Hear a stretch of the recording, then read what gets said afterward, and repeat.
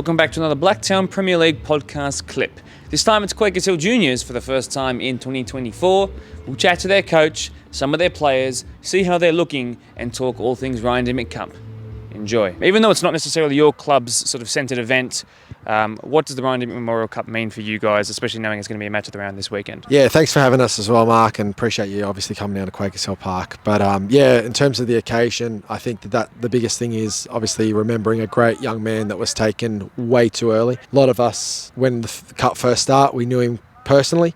I hadn't played with him, but he was at the same club when I was there at Prospect United, and then obviously there was a lot of crossover with Doonside, Quakers Hill, Prospect United, probably those three clubs. And yeah, that's the reason why we got asked to be a part of this Ryan Dimmick Cup, and we consider it a great privilege to be able to co-host that cup competition each year with Doonside and really remember a great young man, and that's the main reason for the day. We'll move into the football side of things now. Quakers versus Dooney. You have to go back to mid-April of 2022.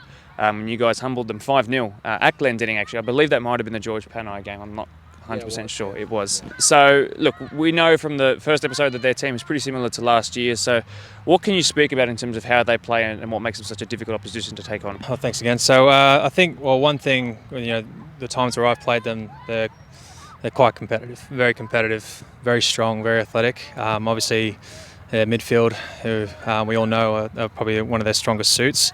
And the fact is, they've also got a really good striker that we all know can score goals from any spot. So, but I think the one thing, they're always up for a fight, and they were always physical from whenever I played them. So it should be a good bout. I think for us to compete with them, we're going to have to do the same, pretty much match them, toe-to-toe in all aspects. Dooney have kind of always had, and still have even now a couple of years on, this sort of youthful energy about them. But I think even more so, that's what Quakers look to be going towards. Having seen that lineup that you guys took when you hosted Bonnyrigg, it was fantastic to see so many juniors get pushed through to the first grade space, or those reserve grade guys push up as well.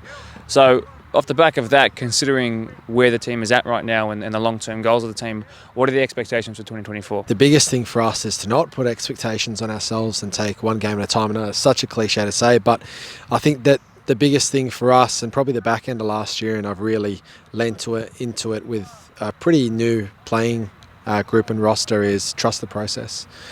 Trust the process. Trust the process. Like I say it so many times, they're going to get sick of it. Ryan's probably already sick of it.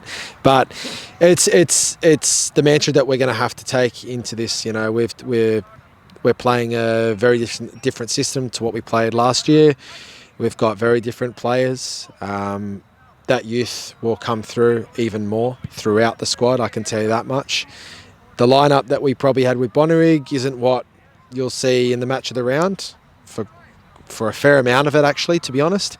It's going to be exciting just to sort of get this group of players together playing the Quakers way. Yeah, it's going to be a great game on the weekend. I'm really looking forward to it. It's fantastic that we're playing Doonside first up, because I consider them to be one of the benchmarks in the competition. I think on paper, player for player, they're one of the best, if not the best team in the competition. So, yeah, great test for us. Now, trusting the process means also trusting, what you say.